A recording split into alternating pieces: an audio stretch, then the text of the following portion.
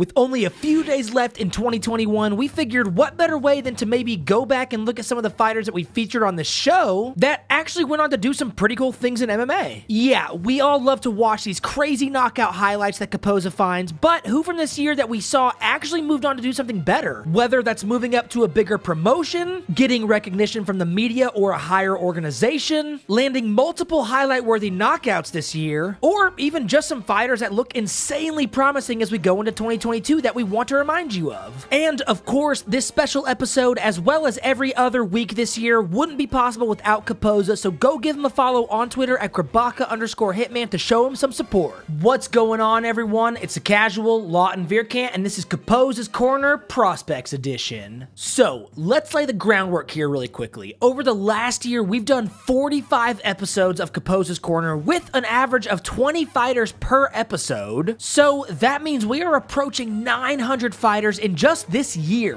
And this presents a problem. How the hell do we break that down to just a few worthy mentions? Well, here's what I did. I narrowed down every single fighter I could into the most prospect-worthy categories and came up with 332. And from that amount, we painfully had to choose the top ones and narrowed that down to 18 fighters. And what mattered the most were the ones that went on to do big things this year, and I've somehow managed to come up with this. 4 went on to compete on Dana White's Contender Series, 12 went on to the UFC, 1 went to PFL, and also only 1 went to Bellator. And then there are just a few that I couldn't exclude because their careers look that promising. But we'll get to that in a minute. So, let's dive in, shall we? Up first, we have Ian Garry, a name you definitely should know. We featured him first on our OP Prospects video just a week before featuring him on Caposa's Corner. This walk-off head kick KO back in March put him at a 6-0 and in prime prospect status as many eyes were watching and waiting for what his next move was going to be. Turns out that would be claiming the vacant welterweight belt from well-known English fighter Jack Grant in Cage Warriors. 7-0 and a name known from hardcores all the way to casuals was all the UFC needed to throw him into the cage at UFC 268, which he pulled off the win with just 1 second left and solidifying the beginning to his part 2 of the Irish takeover. A name I shouldn't have to introduce, Terence Mckinney. Good old T-Rex. If you don't recognize this name, you've been living under a rock or just haven't checked MMA Twitter at all or barely watched any fights this year. We actually featured Terence twice on Caposa's Corner this year, the second one which was this highlight. Momentum just lifts you off your feet. And Solid McKinney over and out. Is actually what got him the call from the UFC to step in at UFC 263 literally 8 days later, which he gladly did and impressed everyone watching by securing the fastest UFC KO this year in just 7 seconds. Terence was supposed to fight again in November, but unfortunately had to cancel due to a COVID exposure from one of his cornermen, but he is back on paper to fight in February, making his second UFC fight, and he is someone I am excited to see return. Now we have Gregory Rodriguez. Gregory made his debut with us back in May doing this. Get his jab going. Keep Rodriguez off him. Take some time to get his wits back. Over and out.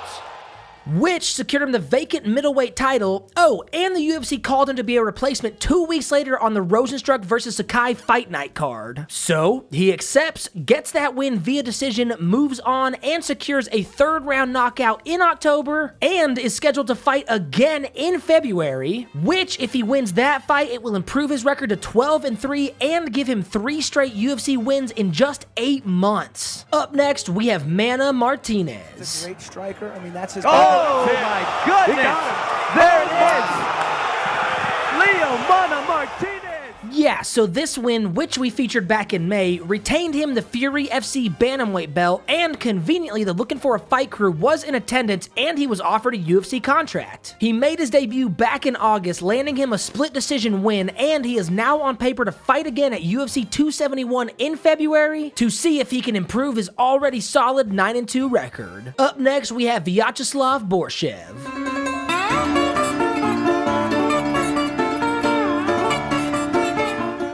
Yeah, remember that? Borshev landed a first-round win via ground and pound and graced us all with this beautiful dance, but what else has he done? Well, he landed one more win in Titan FC in July and got a shot on the Contender Series in October, which ended up being a second-round knockout win for him. His 5-1 record looks good, but he steps onto the big stage in January to really prove his skill, and we'll all be waiting patiently. Moving on, we have Vyacheslav Borshev. He claimed the CFFC bantamweight belt and a spot on Caposa's corner for this beauty. Loading up that big right. Oh, there it is! Yikes! Oh my goodness! This win put him at an 8-2 record and made him a belt holder, which sparked the UFC to give him a shot back on the Cannonier Gastelum fight night in August, which he won via guillotine in the 3rd round. He is scheduled to fight again in January against Brian Kelleher, which will be a true test to see if he deserves to be in the UFC. Moving on, we have Danielzell Huber. My boy, not only have we featured him on Caposa's corner, but we featured him before that, just like Ian Gary, on a prospect piece hosted by the one and only P.T. Carroll. Daniel is sitting at a 12-0 record, and his most recent win was a decision win on the Contender Series against Lucas Almeida. This win secured him a contract, and while he doesn't have a fight scheduled just yet, it will not be long, so keep your ears open for this name. Up next, we have Joseph Holmes. Ugly Man Joseph Holmes. No, I'm not being rude, that's his nickname, and he is sitting at a 7-1 record and actually secured a Contender Series win back in October, but wasn't offered a contract, and Dana said he needed one more win. So, jump to November at Fury FC 53, where the Looking for a Fight crew was in attendance, and Holmes does this. Ugly Man Joe. Ooh, that's a big knockout. That is it. Ugly Man Joe knocks out Jonathan Pati. This win secured him a UFC contract, and he is scheduled to make his debut in January against Jamie Pickett to show if he's got what it takes to be in the UFC. Time to see what Vanessa Demopolis is up to now. Like I said, the scripts were flipped. The grappler knocked out the striker. So, after her first round win at LFA 103, she decided to call Dana out, and sure enough, 5 months later, she's making her debut at the Barbosa vs. Chikadze fight night. Now, she did lose this fight via decision, but has another opportunity confirmed to secure a win as she's on paper to fight in January on the Kattar vs. Chikadze card, so hopefully she can land her first big stage win. Next up, we have CJ Vergara. CJ landed his name on an episode back in March for this back and forth brawl that he finally won via huge left hook and ground and pound, claiming the Fury FC flyweight belt. And this win sent him straight to Dana White's Contender Series in September of this year, which he won and received a contract. Now, he debuted at UFC 268, which he lost via decision, unfortunately, and I found no information that says he's been cut, but he also doesn't have another fight rescheduled, but he has had an impressive year and hopefully gets another UFC fight soon for redemption. David Onama is another name we wanted to mention. When we featured him, he claimed the Fighting Alliance Championship lightweight belt, and 2 weeks later got the late notice call to make his UFC debut at the Costa vs. Vettori card, where he lost to Mason Jones. Which, if you know that name, that is not an easy first fight, as Mason used to be the Cage Warriors lightweight and welterweight champion. Now, he didn't get cut and took this fight on 2 weeks' notice, took it to a decision, and still has an 8-1 record, so it'll be real interesting to see what his next fight looks like. Now we're gonna look at Khurshid Kakarov. We featured him back in May at National Fighting Championship 3, where he landed this beautiful knee knockout, and then just 5 months later in October, Bellator gave him the call and he made his debut there at Bellator 267, where he claimed a win via unanimous decision. This puts him at an 8-0 record and definitely on path to do some great things in 2022. Next up is Alejandro Flores, someone we featured in June, and then he went on to compete at a PFL event in August, which he won via decision and improved his record to 20-3.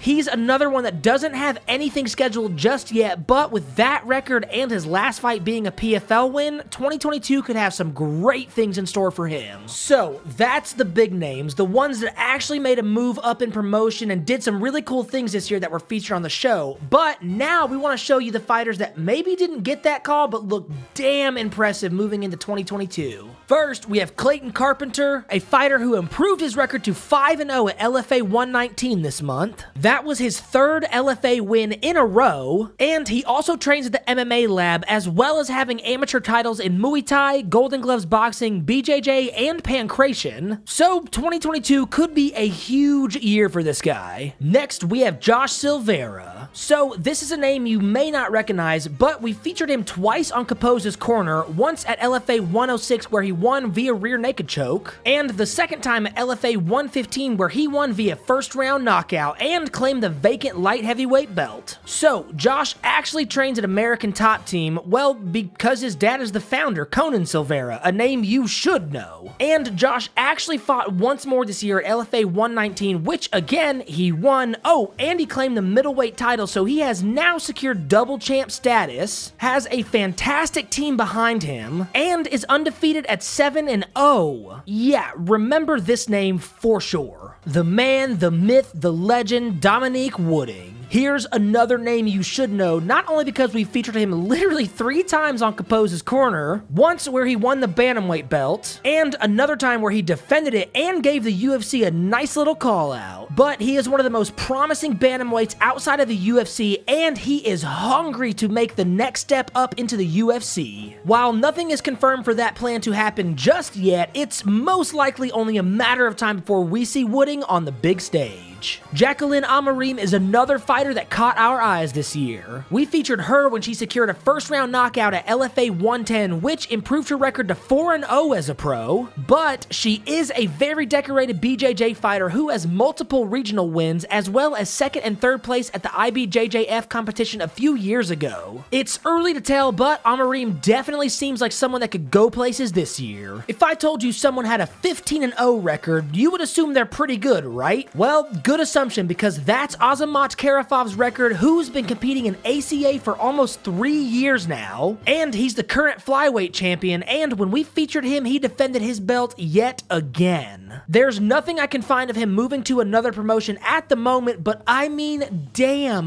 15-0. That is screaming to give him a shot on the large stage here soon. As always, thank you to Caposa for helping us watch these insane fights all year round, so go give him a follow on his Twitter at Grabaka_Hitman, and you can also show him some support by going to his Patreon at patreon.com/Caposa. And a very special thank you to all of the fighters featured today. This was a special end of the year video we wanted to do just to show you, the audience, that these aren't just crazy devastating knockouts every week, and a very big chunk of these fighters actually get a call and move up to a bigger organization, or even just have such a promising future there's no way we won't be seeing them again. So thank you to all of these organizations and the fighters, and we will see you all on the next video. Peace!